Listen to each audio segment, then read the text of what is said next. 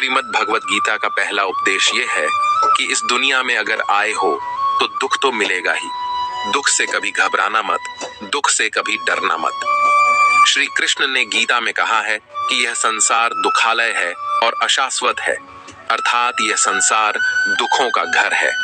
जैसे औषधालय में औषधि मिलती है, पुस्तकालय में पुस्तकें मिलती हैं, चिकित्सालय में चिकित्सा होती है, वैसे ही संसार को भी श्री कृष्ण ने एक नाम दिया है, दुखालय, जहां पर दुख मिलता हो। दुख तो यहाँ हर किसी के जीवन में आता ही है, लेकिन अगर दुख आया है तो सुख भी अवश्य आएगा। इसलिए दुख से कभी भी डरना नहीं चाहिए, क्योंकि यह संसार दुखालय भी है और अशाश्वत भी है। अशाश्वत का अर्थ ही होता है कि यहाँ परमानेंट कुछ भी नहीं है, यहाँ सब कुछ बदल जाता है। दुख सुख में बदल जाता है और सुख दुख में बदल जाता है। सम्मान अपमान में और अपमान सम्मान में बदल जाता है। दर्द खुशी में बदल जाता है और खुशी दर्द में कभी भी बदल जाती है। जीत हार में और हार जीत में, यहाँ कभी भी कुछ भी बदल जाता है। कुछ भी परमानेंट नहीं है, ना ही हम परमानेंट हैं, ना ही हमसे जुड़ी कोई चीज यहाँ पर परमानेंट है, क्योंकि ये संसार अशाश्वत है, शाश्वत नहीं। यहाँ सब कुछ बदलने वाला है, यहाँ कुछ भी परमानेंट नहीं रहेगा। आपका दुख भी परमानेंट नहीं रहेगा, इसलिए दुख से कभी डरना नहीं चाहिए। मित्रों, इससे पहले कि हम वीडियो में आगे बढ़े, अगर आपने अभी तक इस वीडियो से कुछ भी सीखा है तो कमेंट में जय श्री राधे कृष्णा अवश्य लिख दीजिए और वीडियो को लाइक करके चैनल को सब्सक्राइब कर लीजिए। तो चलिए फिर आगे बढ़ते हैं। गीता का दूसरा उपदेश ये है कि मौत से कभी नहीं डरना चाहिए। मौत से डरना बिल्कुल व्यर्थ है। श्री कृष्ण ने गीता में कहा है, यह संसार मृत्यु लोक है, क्योंकि जिसका भी यहाँ जन्म हुआ है वह एक दिन अवश्य मर जाएगा। जिसका आरंभ हुआ है उसका अंत अवश्य होगा। हम इसे रोक नहीं सकते। जैसे हम रोज कपड़े बदलते हैं, वैसे ही हमारी आत्मा नया शरीर धारण करती है। मृत्यु सिर्फ इस जीवन का एक नया आरंभ है, इस जीवन का अंत नहीं। आत्मा कभी नहीं मर सकती और ना ही उसे कोई मार सकता है, लेकिन मौत का डर मनुष्य को सबसे ज्यादा लगा रहता है। मौत का दुख भी इंसान को सबसे ज्यादा होता है। एक पेड़ पर दो पक्षियों का जोड़ा रहता था। उन दोनों को एक दूसरे से बहुत प्रेम था। उन्होंने साथ जीने मरने की कस्में खाई थी। एक दिन वहां एक शिकारी आया और उसने तीर चलाकर वहां पेड़ पर बैठे मादा पक्षी को मार दिया। तो वह अकेला नर पक्षी रोने लगा कि मैं तुम्हारे बिना कैसे जी पाऊंगा। तुम्हारी जगह मेरी मृत्यु हो जाती, मेरा जीवन तुमको मिल गया होता। उसका रो रो के बुरा हाल हो गया। इतने में ही उस शिकारी ने दूसरा तीर चलाया और उस नर पक्षी को भी मार दिया। वास्तविकता में यह कहानी हमारी ही है। हम भी रोते रहते हैं जब कोई मरता है तो, लेकिन हमें यह नहीं पता होता कि एक दिन हमारा भी जीवन समाप्त हो जाएगा। हम भी उसी मृत्यु के पेड़ पर बैठे हैं, लेकिन शरीर का मिटना हमारा अंत नहीं है। श्री कृष्ण ने अर्जुन से कहा है, हे अर्जुन, तेरे और मेरे अनंत जन्म हुए हैं, तुझे कुछ भी याद नहीं है, लेकिन मुझे सब कुछ याद है। जो व्यक्ति इस सत्य को समझ ले कि मैं यहाँ इस संसार में कुछ समय के लिए ही आया हूँ, उसकी जिंदगी के सारे दुख, सारी चिंताएं ही समाप्त हो जाएंगी। जब इस संसार से जाना ही है तो दुख किस बात का। पहले के जमाने में साधु महात्मा लोग पैदल यात्रा करते थे। एक महात्मा यात्रा करते करते वह एक नगर में पहुंचे। वह महात्मा बहुत थक चुके थे। उस नगर में उन्होंने एक महल को देखा और उन्होंने उस महल में जाकर विश्राम करने का सोचा और वह महल में जाकर सो गए। जब उस महल में वहां का राजा पहुंचा तो अपने पलंग पर उस महात्मा को सोता हुआ देखकर बहुत हैरान हो गया। राजा उस महात्मा से पूछने लगा कि तुम मेरे महल में कैसे घुस आए और मेरे बिस्तर पर सो रहे हो। महात्मा कहने लगा, यह तुम्हारा महल है, मुझे तो लगा यह धर्मशाला है। तो राजा ने कहा, आपको मेरा महल धर्मशाला कैसे लगा? तो महात्मा ने राजा से प्रश्न किया, तुमसे पहले इस महल में कौन रहता था? तो वह राजा बोला कि मुझसे पहले मेरे पिता यहाँ पर रहते थे और उससे पहले मेरे दादाजी यहाँ पर रहते थे। तो महात्मा ने फिर प्रश्न किया, क्या तुम इस महल में हमेशा रहोगे या तुम्हारे बाद कोई और रहेगा? तो राजा कहने लगा कि मेरे बाद मेरा पुत्र इस महल में रहेगा। तो महात्मा राजा से कहने लगे कि जिस जगह पर रहने वाले बार बार बदल जाते हो उसे घर कैसे कह सकते हो? वह तो धर्मशाला ही है। इसलिए तेरे महल को धर्मशाला समझकर मैं इसमें रात बिताने के लिए आ गया। धर्मशाला जान जग को जीवन सब मेहमान है, मोह किसी से मत करो, सब स्वप्न का सामान है। यदि हम भी इस बात को समझ लें कि हम यहाँ कुछ समय के लिए आए हैं, आनंद करने के लिए आए हैं, खुश रहने के लिए आए हैं, तो हमारे सारे दुख ही समाप्त हो जाएंगे। जब हम अपना मोह यहाँ जमा लेते हैं, अपना दावा यहाँ जमा लेते हैं कि यह मेरा है, इसे मैं छोड़ नहीं सकता, इसके बिना मैं जी नहीं सकता, तो हमारा जीवन दुखों से भर जाता है। इसलिए जीवन में मृत्यु का भय त्याग करके जीवन का प्रतिफल आनंद लेना चाहिए। गीता का तीसरा उपदेश है, मन और विचारों को कंट्रोल किए बिना जीवन में कभी शांति और सुकून मिलने वाली नहीं। अर्जुन ने श्री कृष्ण से कहा कि मेरा मन सही गलत सब कुछ जानता है, फिर भी मेरे विचार और मेरा मन मुझसे कंट्रोल नहीं होता। मैं जो करना चाहता हूँ वह कर नहीं पाता हूँ, और जो नहीं करना चाहता हूँ वह मेरा मन मुझसे जबरदस्ती करवाता है। इसलिए मैं बेचैन हो गया हूँ, मुझे शांति प्राप्त नहीं हो रही। तो श्री कृष्ण ने अर्जुन से कहा, उसके लिए तुझे अपने मन और विचार से अलग होकर अपने मन और विचारों को सही दिशा में ले जाने की प्रयास करना होगा। और यह एक दिन का काम नहीं है। जब तक तू अपने मन और विचारों की गुलामी का त्याग नहीं करता, तब तक तुझे जीवन में कभी शांति नहीं मिलने वाली। एक राजा था, वह बहुत बेचैन था और परेशान रहता था। एक दिन वह अपने गुरुजी के पास गया और उनसे कहने लगा कि मेरा मन बहुत बेचैन है, मैं बहुत परेशान हूँ, मैंने पूरी संसार को जीत लिया है, सब कुछ है मेरे पास, पर मैं खुश नहीं हूँ, मेरे मन में सुकून ही नहीं है, शांति ही नहीं है। तो गुरुजी ने राजा से कहा कि तुम्हारे नगर में अगर कोई ऐसा व्यक्ति है जिसने सुकून को प्राप्त कर लिया है, शांति को प्राप्त कर लिया है, तो तुम उसका एक बार कुर्ता पहन लेना, तुम्हारे जीवन में भी शांति आ जाएगी। राजा बहुत प्रसन्न हो गया, यह तो बहुत ही आसान काम है।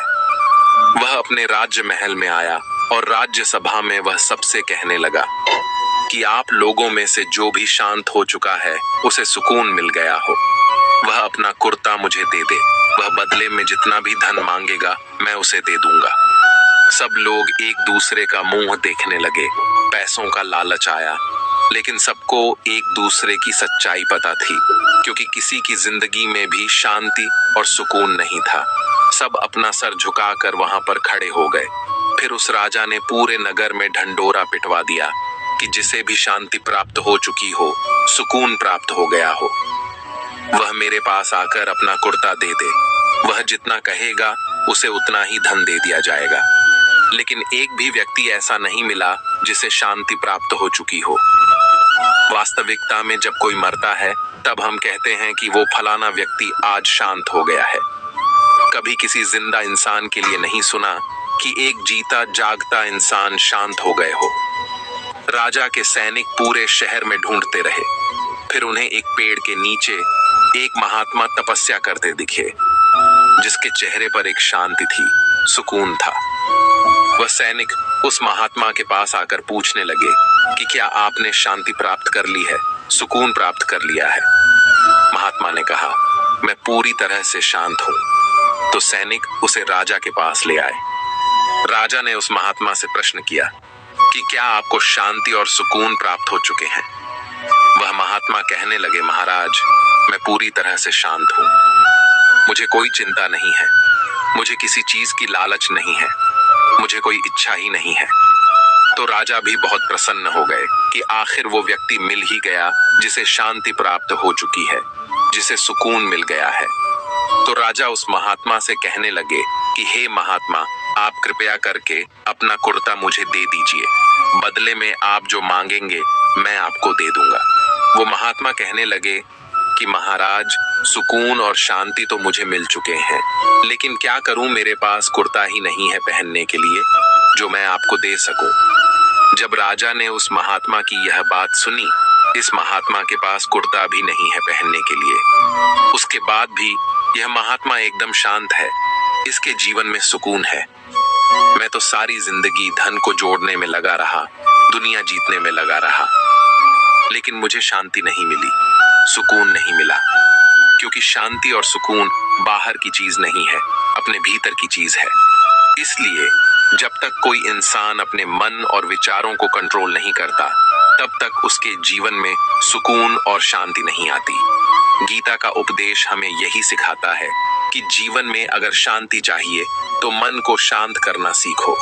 गीता का चौथा उपदेश है सुख की इच्छा आखिर में हमारे दुखों का कारण है। श्री कृष्ण ने अर्जुन से कहा कि जितना सुखों की लालसा और इच्छा करता है, उतना ही उसकी इंद्रियां सुख भोग में आसक्त हो जाती हैं, उतना ही इंसान का मन संसार के सुख और आकर्षण का गुलाम बन जाता है, और जितना सुख के पीछे भागेगा, उतना ही उसे दुख के अनुभव से भी गुजरना पड़ेगा, क्योंकि यह संसार का नियम ही है। जो चीजें शुरू में मन को बहुत आकर्षित करती हैं, बाद में बहुत दुख देती हैं, और जो चीजें शुरू में कठिन लगती हैं, बाद में हमें बहुत काम आती है। गीता का पांचवा उपदेश है कि किसी से भी हद से ज्यादा मोह कभी मत करना। श्री कृष्ण ने गीता का पूरा ज्ञान ही अर्जुन के मोह को नष्ट करने के लिए कहा है। यह मोह ही है जो इंसान को सबसे ज्यादा रुलाता है। मोह इतना बलवान है कि शेर जैसे इंसान को भी गीदड़ बना देता है। जो अर्जुन युद्ध में देवताओं से भी जीत गया, पर अपने रिश्तेदारों को युद्ध में देखकर उसका हाथ कांपने लगा।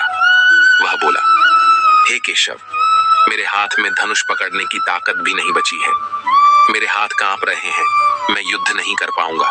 ये मोह इतना पेनफुल होता है जिसका कष्ट ना सह पाने के कारण कई लोग अपनी जिंदगी को खत्म कर देते हैं, आत्महत्या तक कर लेते हैं कि उस व्यक्ति के बिना हम जी ही नहीं पाएंगे। इसलिए जीवन में किसी से भी हद से ज्यादा मोह करोगे तो जीवन भर पीड़ा का ही सामना करना पड़ेगा।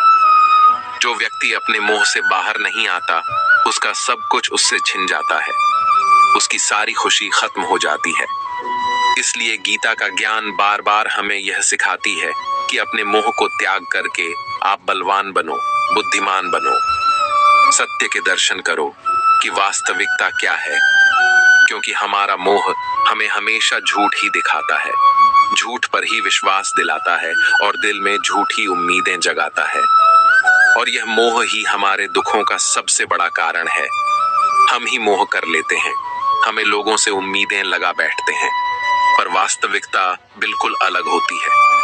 लोग वैसे नहीं होते जैसे हम मान लेते हैं, जैसा हम समझ लेते हैं, क्योंकि मोह के कारण हमें सच्चाई नहीं दिख पाती, लोगों का असली चेहरा नहीं दिख पाता। इसलिए गीता का उपदेश हमें यही सिखाता है, जीवन में अगर आनंद और प्रसन्नता के साथ रहना है तो किसी से भी हद से ज्यादा मोह कभी मत करना। गीता का छठा उपदेश है कि वासना, क्रोध और लालच सर्वनाश का कारण है, नरक का द्वार है। जिस भी मनुष्य में यह तीन अवगुण होते हैं, वह हमेशा दूसरों को दुख पहुंचाकर अपने ही सुख और स्वार्थ की पूर्ति करता रहता है। किसी भी चीज की हद से ज्यादा कामना करना और क्रोधी स्वभाव होना और मन में लालच होना उसके जीवन के सुख को समाप्त कर देते हैं, उसके सारे रिश्तों में जहर भर देते हैं। इन्हें नरक का द्वार इसलिए कहा गया है क्योंकि जिस इंसान में अत्यधिक क्रोध है, लालच है, वासना है, उसका पूरा जीवन जहर से भर जाता है। उसको मरने के बाद भी जीते जी यहीं पर नरक का दर्शन होता है। गीता का सातवां उपदेश है कि जो चला गया कभी उसका दुख मत करो, और जो आने वाला है उसकी बिल्कुल भी चिंता मत करो। जब महाभारत का युद्ध चल रहा था, तब अर्जुन ने श्री कृष्ण से कहा कि अगर यह युद्ध हुआ तो करोड़ों लोग मारे जाएंगे। जो सैनिक और योद्धा इस युद्ध में मारे जाएंगे, उनकी स्त्रियों का क्या होगा, समाज कैसे आगे बढ़ेगा, और भी बहुत सारी बातें अर्जुन ने विस्तार से कही हैं। तो श्री कृष्ण अर्जुन से कहते हैं, हे अर्जुन, तू बड़ी बड़ी ज्ञानियों जैसी बातें करता है, लेकिन जो सच में ज्ञानी होता है, वो जो मर चुके हैं, जा चुके हैं या एक दिन जाने वाले हैं, उनकी चिंता नहीं करता है, उनका दुख नहीं करता है। तेरे हाथ में कुछ भी नहीं है, तू चाहकर भी कुछ कंट्रोल नहीं कर सकता। जीवन और मरण, यह तो प्रकृति की नियति है। इसीलिए जो ज्ञानी होते हैं वह किसी के मरने पर भी नहीं रोते। ज्ञानी जन ना ही बीते हुए कल का शोक करते हैं और ना ही आने वाले कल की चिंता करते हैं। इसलिए जो होने वाला है वह होकर ही रहता है और जो नहीं होने वाला है वह कभी नहीं होगा। ऐसा निश्चय जिसको समझ में आ जाता है, जिसकी बुद्धि में आ जाता है, उसे कभी कोई चिंता नहीं सताती, कोई दुख नहीं सताता। हमारे सारे दुखों का कारण ही यही है। या तो हम जो वक्त गुजर चुका है उसे सोच सोच कर परेशान होते रहते हैं, या भविष्य की चिंता करके खुद को बीमार कर लेते हैं, नष्ट कर देते हैं। गीता का ज्ञान हमें यही सिखाता है कि न तो हम बीता हुआ कल बदल सकते हैं और ना ही आने वाले कल पर कंट्रोल कर सकते हैं। हमारे हाथ में सिर्फ वर्तमान है, सिर्फ आज का ही पल है। हमारा 99% तनाव और चिंताएं भूतकाल और भविष्य काल के बारे में सोचते रहने से होता है। हम हमेशा उसी में ही जीते रहते हैं, मगर वर्तमान में कभी नहीं जीते, इस पल को कभी नहीं जीते। जब आप वर्तमान का पूरा आनंद लेना सीख जाएंगे, तभी आपकी जिंदगी से तनाव कम होगा, चिंताएं खत्म हो जाएंगी। वर्तमान में जीना एक बहुत बड़ी उपलब्धि है। हमारे हाथ में भी सिर्फ आज का ही पल है। हमें जो भी करना है आज ही करना है। कभी भी यह सोचकर समय को नष्ट नहीं करना चाहिए कि अभी तो मेरे पास बहुत समय बचा है। एक गुरुजी ने अपने एक शिष्य को पारस का पत्थर दिया। उनका वह शिष्य बहुत आलसी था, हर काम को कल पर टाल देता था। तो गुरुजी ने उससे कहा कि मैं तुझे यह पारस का पत्थर दे रहा हूँ। इस पारस के पत्थर से जब तू लोहे को स्पर्श कराएगा तो वह लोहा सोने में बदल जाएगा, और यह पारस पत्थर मैं तुझे 1 महीने के लिए दे रहा हूँ। जब 1 महीना समाप्त हो जाए तब मैं तुझसे यह पत्थर वापस ले लूंगा। तब तक तू इस पत्थर को अपने पास ही रख। गुरुजी का वह शिष्य बाजार में लोहा खरीदने के लिए गया। जब बाजार में वह लोहा खरीदने पहुंचा तो उसे लोहे का वह रेट बहुत महंगा लगा। उसने सोचा थोड़े दिन रुक करके ले लूंगा, जब लोहे का रेट कम हो जाएगा। पर उसकी बुद्धि में यह बिल्कुल नहीं आया कि इस लोहे को मैं सोना बनाकर बहुत अधिक धनवान बन सकता हूँ। लेकिन उसके मन की सुस्ती, उसके मन के आलस्य की वजह से उसने उस काम को कल पर टाल दिया। ऐसे ही करते करते पूरा महीना बीत गया। फिर गुरुजी उस शिष्य के पास आ पहुंचे और पूछा, तुमने कितना सोना बनाया? शिष्य बोला, मैंने तो अभी सोना बनाना शुरू भी नहीं किया। तो गुरुजी ने कहा, मुझे मेरा वह पारस पत्थर वापस चाहिए। शिष्य बोला, नहीं, मुझे थोड़ा वक्त दीजिए, मैं थोड़ा सोना बनाना चाहता हूँ। गुरुजी ने कहा, यह पारस पत्थर पूरा 1 महीना तेरे पास था, पर तू कुछ नहीं कर पाया, लेकिन अब समय समाप्त हो चुका है। ऐसे ही यह हमारा जीवन है, हमारी जिंदगी है, और यह समय ही पारस पत्थर है। हम समय के एक एक पल से अपने जीवन को सोना बना सकते हैं, लेकिन हमें यह लगता है कि हमारे पास बहुत समय बचा है। एक दिन जिंदगी को जी लेंगे, एक दिन जिंदगी में खुश हो जाएंगे, लेकिन वह दिन कभी नहीं आता और हम जिंदगी भर भागते रहते हैं, चिंता करते रहते हैं, दुखी होते रहते हैं, लेकिन जिंदगी को जीना, खुश रहना हम भूल जाते हैं। इसलिए गीता का ज्ञान हमें यह सिखाता है कि आप आज में जीना सीखें, इस पल में जीना सीखें। गीता का 8वां उपदेश है कि संसार में हमारा कुछ भी नहीं है। गीता सार में आपने कई बार सुना होगा कि तुम्हारा क्या गया जो तुम रोते हो, तुम क्या लाए थे जो तुमने खो दिया, तुमने क्या पैदा किया जो नष्ट हो गया, तुमने जो लिया यहीं से लिया, जो कुछ भी दिया यहीं पर दिया। जो आज तुम्हारा है कल किसी और का होगा, क्योंकि परिवर्तन संसार का नियम है।